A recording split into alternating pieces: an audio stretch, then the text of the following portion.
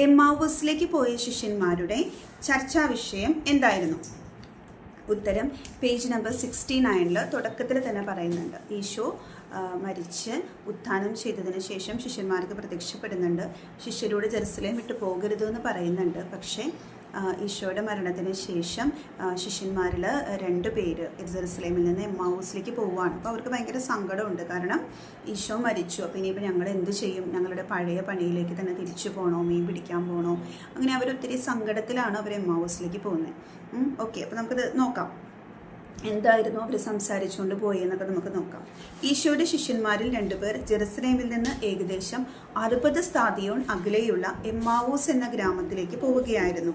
എന്തായിരുന്നു അവരുടെ ചർച്ചാ വിഷയം എന്നുള്ളതാണ് ക്വസ്റ്റ്യൻ. അതിൻ്റെ ഉത്തരം ഈശോയുടെ പീഡാനുഭവവും കുരിശുമരണവും ഉത്ഥാനവും ഒക്കെ ആയിരുന്നു അവരുടെ ചർച്ചാ വിഷയം. അപ്പോൾ അവരുടെ മനസ്സിൽ ആ സമയത്ത് നിറഞ്ഞു നിന്നിരുന്ന കാര്യങ്ങൾ ഒരു ഭയങ്കര കൺഫ്യൂസ്ഡ് ആയിരുന്നു. ഈശോ മരിച്ചു, പീഡകൾ സഹിച്ചു, അവരതൊന്നും ഈശോ പറഞ്ഞിട്ടുണ്ടായിരുന്നെങ്കിലും അവരത്രയൊന്നും പ്രതീക്ഷിച്ചിട്ടുണ്ടായിരുന്നില്ല. അപ്പോൾ അവരുടെ ചർച്ചാ വിഷയം എന്തായിരുന്നു? അവരെങ്ങനെയുള്ളവരാന്ന് അടുത്ത സെൻറ്റൻസിൽ പറയുന്നുണ്ട്. മ്ലാനവദനരും നിരാശാഭരിതരുമായിരുന്നു. അവരൊത്തിരി സങ്കടത്തിലാണ്. കാരണം അവരവരുടെ പഴയ പണിയിലേക്ക് തിരിച്ചു പോകണോ? ഞങ്ങളുടെ നേതാവിനെ ഞങ്ങൾക്ക് നഷ്ടപ്പെട്ടു, ഇനി എന്ത് ചെയ്യും എന്നുള്ള ഒരു ടെൻഷനിലായിരുന്നു അവർ. ഓക്കെ, ഈശോയുടെ പീഡാനുഭവം, കുരിശുമരണം, ഉത്ഥാനം, ഇതായിരുന്നു അവരുടെ ചർച്ചാ വിഷയം. അടുത്ത ക്വസ്റ്റ്യൻ. എമ്മാവൂസിലേക്ക് പോയ ശിഷ്യന്മാരുടെ കണ്ണുകൾ എപ്പോഴാണ് തുറക്കപ്പെട്ടത്? എപ്പോഴാണ് അവരുടെ കൂടെ പിന്നെ ഈശോ നടക്കുന്നുണ്ടല്ലേ, അവർക്കത് എപ്പോഴാണ് മനസ്സിലായത്?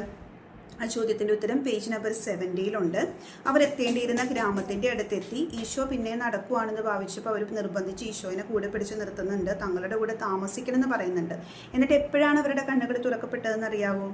അവരോടൊപ്പം ഭക്ഷണത്തിനിരുന്നപ്പോൾ അവൻ അപ്പമെടുത്ത് ആശീർവദിച്ച് മുറിച്ച് അവർക്ക് കൊടുത്തു.